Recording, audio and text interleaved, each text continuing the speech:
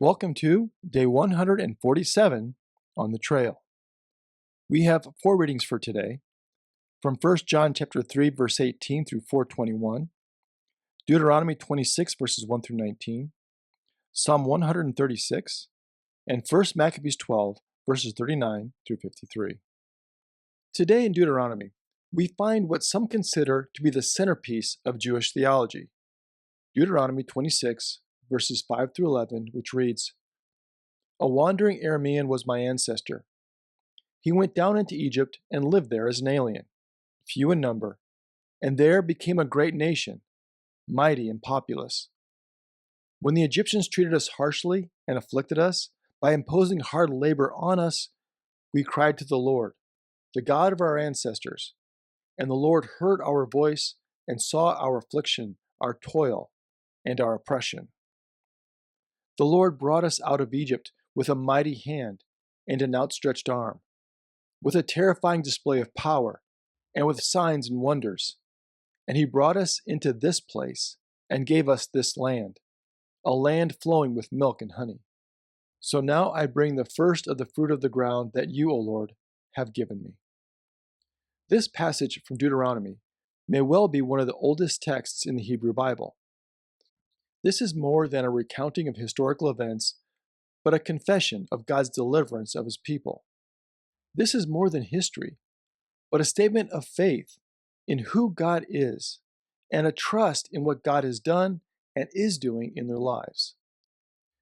This statement not only captures their historical identity as a community and as a nation, but also establishes the path that would guide their future.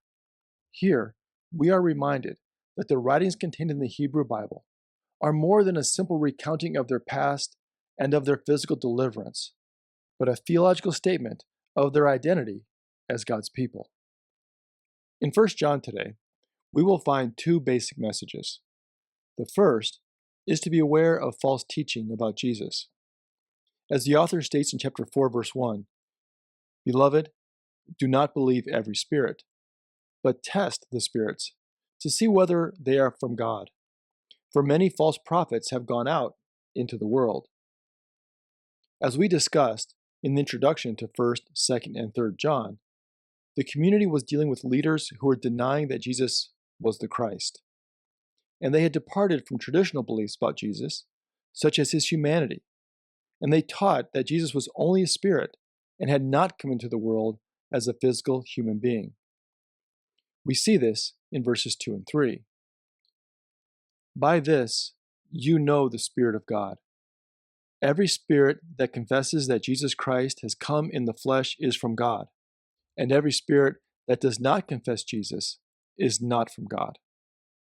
However, the author is quick to remind them that they have been taught by the Spirit of truth and have nothing to fear from those who are trying to deceive or distract them from the truth they have received.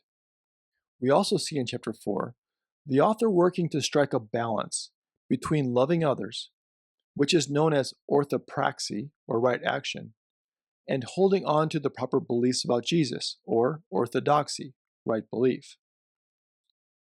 Beginning now in verse 7, "Beloved, let us love one another, because love is from God.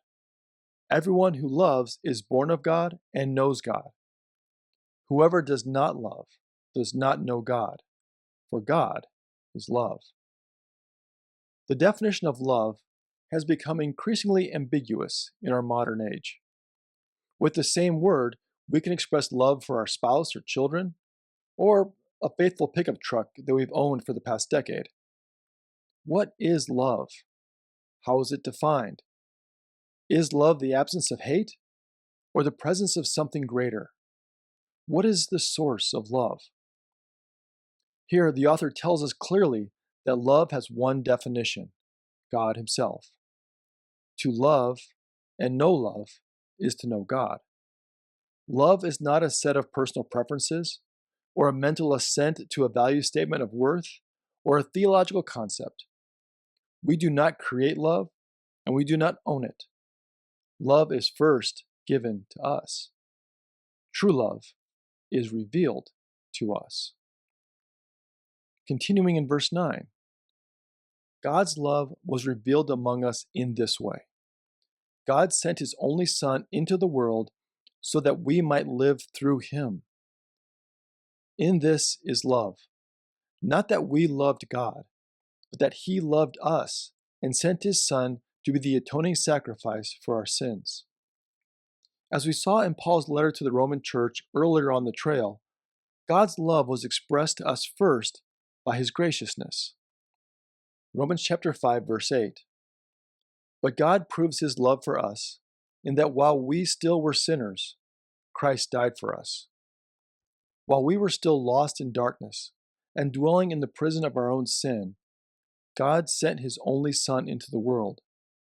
God made the first move to initiate his rescue mission in the world. And when Jesus did arrive, we didn't recognize him or what his arrival meant for all of history. As we read in 1 John, God loved us first, and that deep and sacrificial love calls for a response. Beginning now in verse 11. Beloved, since God loved us so much, we also ought to love one another. No one has ever seen God. If we love one another, God lives in us, and his love is perfected in us. We love because he first loved us. Those who say, I love God, and hate their brothers and sisters are liars. For those who do not love a brother or sister whom they have seen cannot love God whom they have not seen. The commandment we have from him is this: those who love God must love their brothers and sisters also. Our response to God's love is not only that we love God, but that we love one another, members of God's great household. In her masterful work, The Interior Castle, Teresa of Avila, the 16th century Carmelite nun, wrote this: We cannot know whether we love God, although there may be strong reasons for thinking so. But there can be no doubt about whether we love our neighbor or not. Loving one another may not always be easy or without fear, questions, or uncertainty. After all, true love comes from God and is defined by God.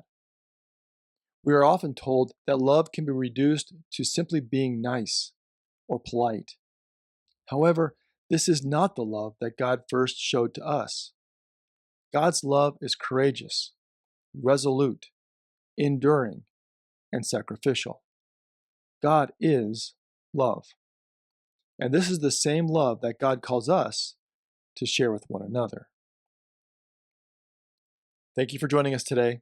Until next time, stay on the trail.